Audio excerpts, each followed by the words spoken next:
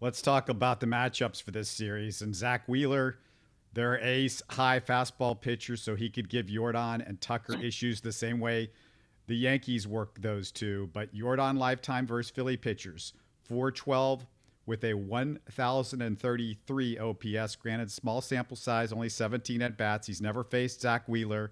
Tucker's hit 269 with a 706 OPS and 26 at bats, but 15 of those at bats were just against Kyle Gibson, who spent a bunch of years with the Twins and the Rangers in the American League. Altuve's 295 with an 836 OPS. But again, most of his ABs have also been against Gibson. 35 of 61 at-bats, more than half of his at-bats against any Phillies. I could go through all the Astros hitters, and it's pretty much the same story, Sean. And Bryce Harper spent time in the American League. So, yeah, that's a guy that the Astros have seen, but he only has 21 at-bats versus the Astros total, 5 of 21.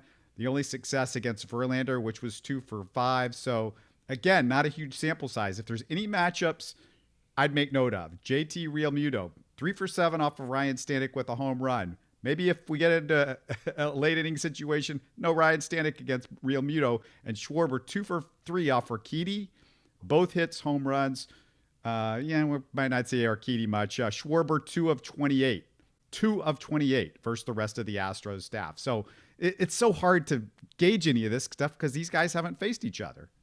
Yeah, they haven't faced each other, and there's only so much you can really read into the one-on-one matchups because it's extrapolated out, over the course of, their careers and how guys, approach or swings or just kind of vibe at the plate that they're currently going through or changing constantly. I do know this. You mentioned Bryce Harper and Kyle Schwarber, JT Realmuto, and I don't even think you mentioned Rhys Hoskins.